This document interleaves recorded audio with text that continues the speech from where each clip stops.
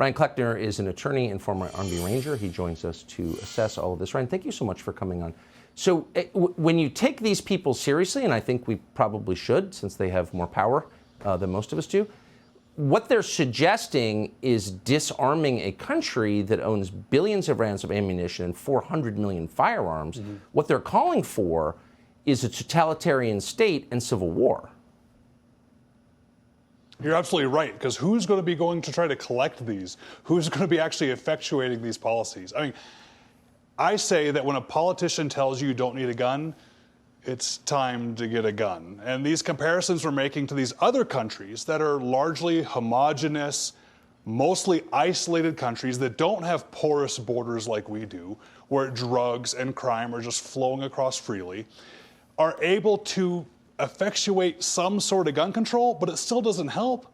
Gun violence might go down, but I'm not a believer that gun violence is the only bad thing. I think all violent crime is bad.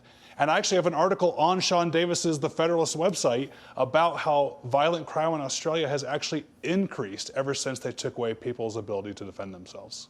Well, crime by the government has increased dramatically. I mean, the Australian government, the authoritarian Australian government, put people in concentration camps for violating their non-scientific COVID rules.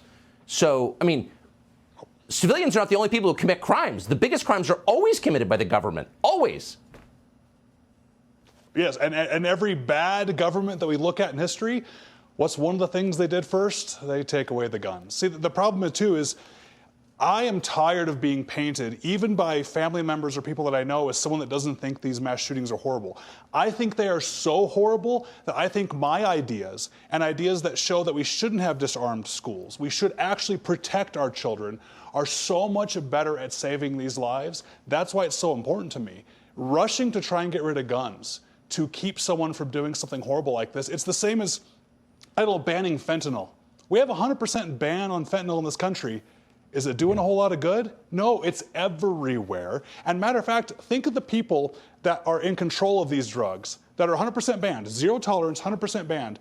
Those people that disregard the laws, we call them criminals, they're the ones that would have the guns.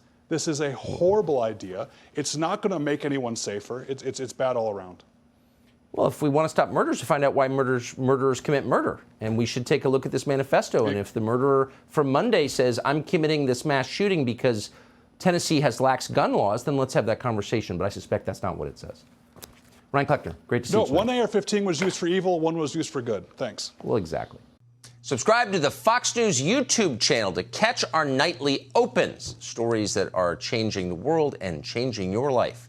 From Tucker Carlson Tonight.